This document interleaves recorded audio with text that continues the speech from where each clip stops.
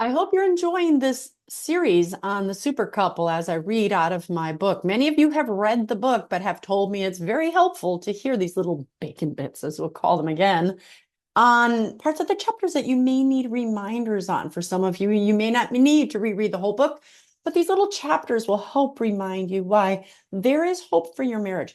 You too can have a super marriage, even if you're like me and once hated your husband.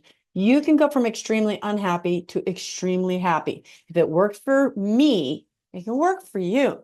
So today I'm reading about faulty assumption number 3. One of the things that I used to think contributed towards super couples becoming super that I later learned through my research was not exactly correct. It was faulty. So if you like these videos, please remember to like and subscribe, and please share it to anyone you think could appreciate the videos. Like me on all my social media channels and sign up for my newsletter on breakfastwithbacon.com. Okay, faulty assumption number 3. They never endured any major struggles.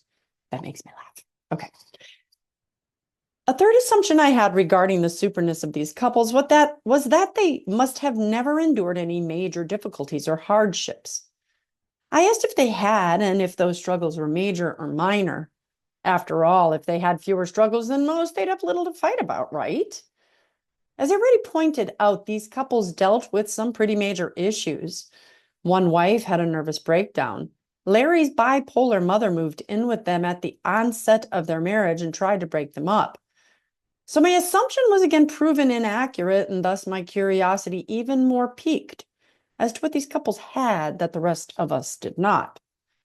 Additionally, when we ask about the big or little struggles, what was also learned is that for super couples, all struggles are minimized by the ways in which they respectfully deal with those struggles. And that paradoxically, unhappy couples' troubles were made to appear large or insurmountable precisely because of the poor way that they dealt with them.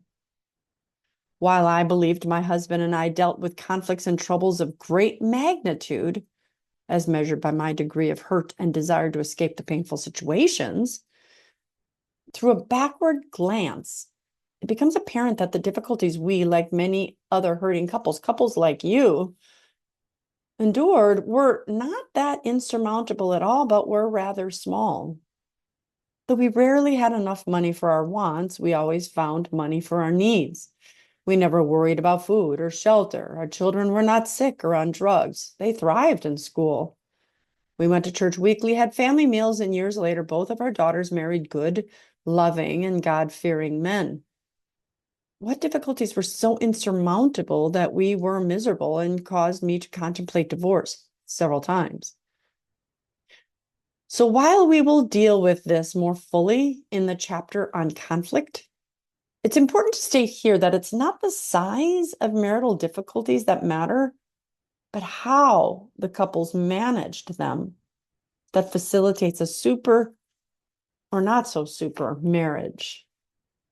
So yes, I found that every single super couple did in fact go through some pretty difficult stuff, in many cases more difficult than anything my husband and I dealt with. But we were ugly to each other. We would name call, we would be repulsed by the other. And that was a bigger problem, is when someone said or did something, what happened in our heads? Did our heads go, ugh, was I disgusted by my husband? Did I think, oh, he's stupid? Did you think that?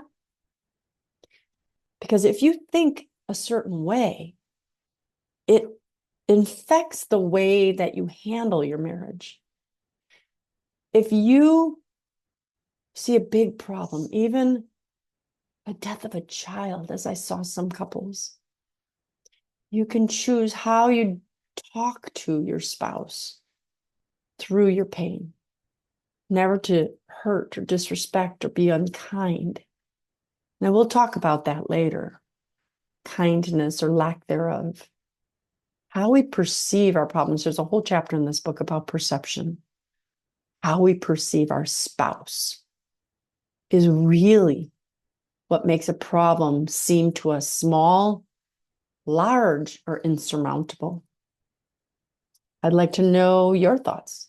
What kind of troubles have you dealt with? Have you thought they're possible to overcome? Because I've seen couples overcome even abuse.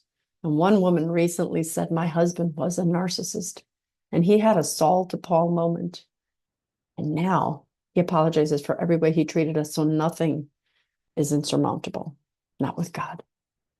I'm Dr. Christine Bacon. Thanks for watching this Bacon Bit. And as always, remember to live your life sunny side up.